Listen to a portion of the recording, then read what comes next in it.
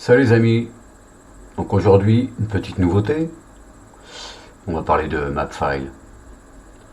Mapfile c'est une commande qui est hard-codée dans Bash et qui nous permet de créer des ensembles. Vous me direz, des ensembles on peut en faire avec declare, -a par exemple, le nom d'une variable égale, entre parenthèses, une liste d'éléments. Et ensuite, eh bien, jouer avec ces éléments. Mais là, il s'agit d'éléments connus.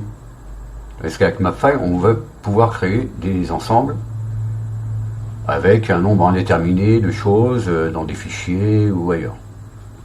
Donc, partir d'une liste inconnue. Sauf si on la regarde, cette liste. Comme ici, à l'écran, ici on voit donc j'ai un fichier que j'ai appelé floating apps qui me sert donc c'est une liste d'applications que je veux faire flotter dans mon Window Manager. Donc se trouve dans DK mon nouveau Window Manager of choice. Donc j'ai ces éléments là. Donc ce que je peux faire, c'est par exemple dire par exemple je vais créer une variable que j'appelle fichier et qui est égale à, et là home /config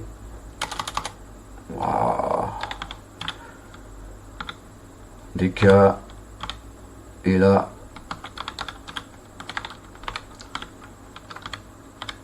floating apps. Ok, ça c'est le nom du fichier.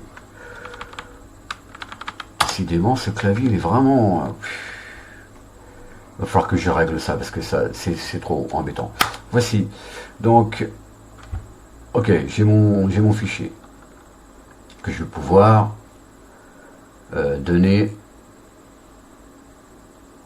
dans la ligne de commande qui va suivre. Alors je pourrais faire par exemple cat ici fichier, d'accord, et je pipe et je le donne à Mapfile.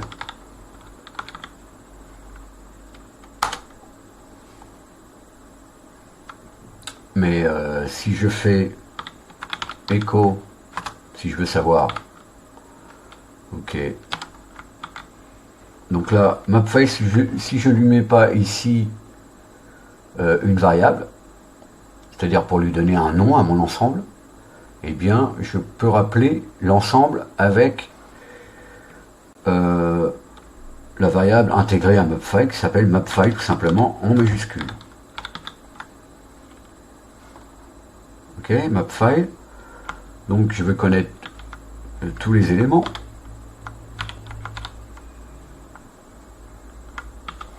D'accord.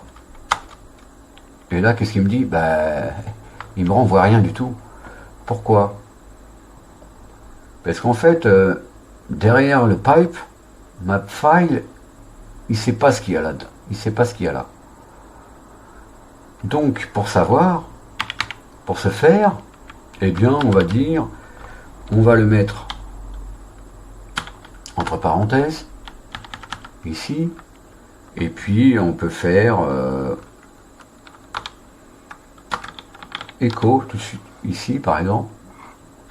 Et on va faire là, on va copier ça, echo Mapfile, et là d'un seul coup j'ai ma liste.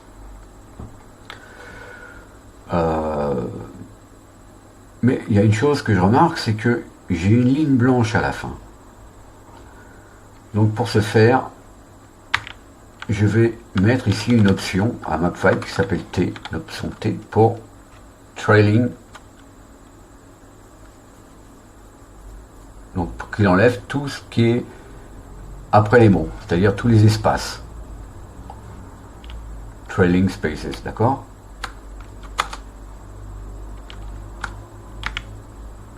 Ok, maintenant, je peux, on va dire, faire comme ceci. Je vais lui faire une boucle. Voilà, comme ça. Et puis,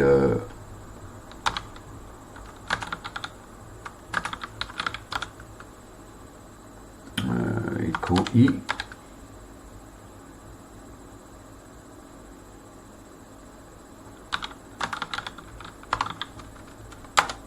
Voilà. Donc là, j'ai mis le T, évidemment, et j'ai plus de ligne blanche à la fin. Il n'y a plus de blanc après les mots. Hein, ce qui peut être un peu embêtant quand on veut juste se servir des mots eux-mêmes, et pas de ce qui pourrait suivre, soit après les mots eux-mêmes, soit à la fin de la liste. Mais je peux savoir aussi, par exemple,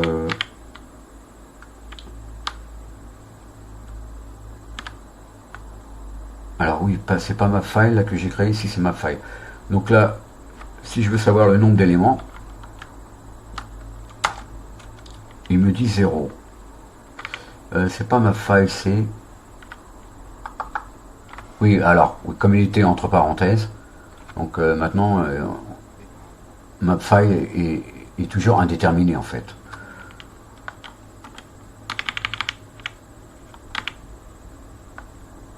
Je pourrais faire à la place ici, faire envoyer une commande. Cette commande, c'est évidemment 4 fichiers. D'accord. Je vais enlever tout ça. Voilà. Et maintenant, je peux faire echo mapfile combien d'éléments. J'ai 25 éléments dans ma liste. D'accord. Si je regarde ici, pardon, j'ai 25 lignes, comme Vim me l'indique. Donc voilà, je peux me créer des ensembles avec une liste. Alors, ce que je peux faire, c'est m'en servir dans les scripts, évidemment, pas que dans le terminal. Donc, ici j'ai fait un petit script tout simple pour pouvoir télécharger des vidéos à partir d'une liste, à partir d'un fichier M3U. Alors, Mapfile va me créer la playlist avec le nombre d'éléments qu'il y a dans un fichier. Mais de ce fichier, je ne sais pas combien j'ai d'éléments, donc c'est pour ça que je me sers de Mapfile. Donc, pareil, je rentre dans une boucle for, et je rappelle ici, on voit ici, j'ai donné le nom le nom pour mon ensemble, playlist. Playlist, je rappelle tous les éléments, et à chacun d'eux, je décompte, avec let, je décompte le nombre d'éléments à télécharger. Et pour chaque élément, s'il y a youtube.com dans machin, ok, donc ça va être le cas. Donc je vais juste faire une petite démo. Je vais commenter ça, et puis je vais faire ici echo. Je vais rappeler line. Hein, notre line, c'est notre line ici.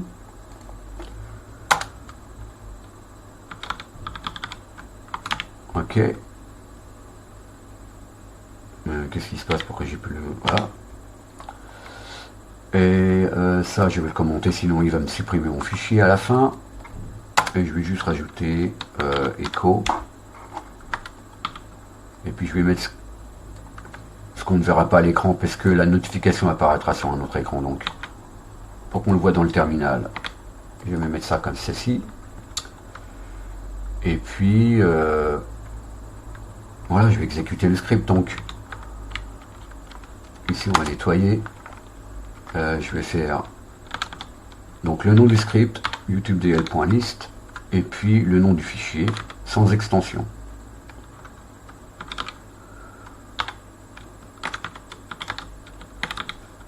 Bash basics.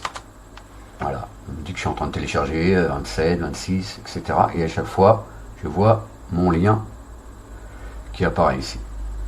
Donc ça c'est le echo line, c'est ça qui me donne ça. Et à chaque fois, let enlève un élément en compte. Donc là, ça n'a pas d'incidence sur mon fichier, donc c'est pour ça que je l'ai fait. Sinon, voilà, download complete, c'est terminé. C'est comme si j'avais fait ici, on va faire Z. Donc normalement ça me supprime le fichier que je viens de télécharger, pas de souci. Et voilà, c'est youtubedl qui utilise. Voilà. Donc les amis, utiliser Mapfile, c'est bien pratique. Créer des ensembles, les manipuler, ou même les éléments. Voilà, si je veux télécharger que l'élément de la liste, le troisième élément, le quatrième, etc.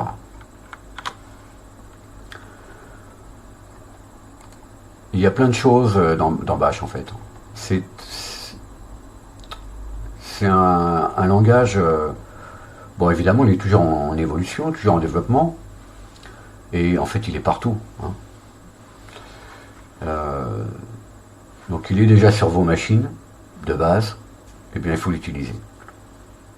Il est de base parce que en fait dans le système il y a toujours des scripts que les développeurs ont mis dans le système pour faire telle ou telle chose, donc ils se servent de bash ou de sh, et donc il faut bien mettre un interpréteur de commande, donc c'est bash par défaut. Voilà les amis, un petit truc en ce qui concerne